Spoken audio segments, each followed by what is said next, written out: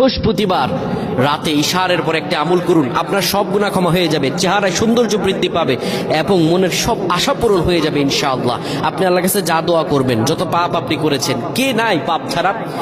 প্রিয় ভাইরা আমার, আপনি আমলটি শেয়ার করে দিবেন। আপনি আমল না করে সওয়াব পেতে পারেন। সেটি কিভাবে জানেন? রাসূল সাল্লাল্লাহু আলাইহি ওয়াসাল্লাম বলেন, বাল্লিগু আন্নি ওয়ালাউ আয়া। একটি আয়াত, একটি হাদিস, একটি আমল যখন তুমি জানতে পারো, সেটি শেয়ার করে দাও, সেটি সবার কাছে, তোমার ভাইদের কাছে জানিয়ে দাও। আপনি আমল না করে সওয়াব পাবেন। যদি আপনার একটি শেয়ারে অন্যজন আমল করে, তাহলে তার আমলের পার্সেন্টেজ থেকে আল্লাহ তাআলা আপনাকে সওয়াব দান করবেন। সুবহানাল্লাহ।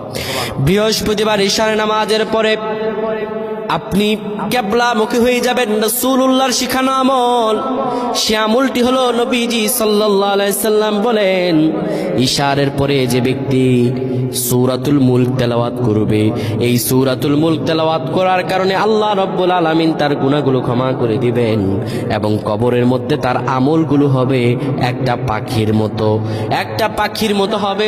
সেই পাখিটি এত সুন্দর হবে, তার আমলগুলো সেই পাখিটি তার হয়ে ফেরেশতাদের সঙ্গে জবাব দিয়ে দিবে। আমার আল্লাহ রাব্বুল আলামিন দয়া করে, মায়া করে তাকে মাফ করে দিবেন। সুবহানাল্লাহ।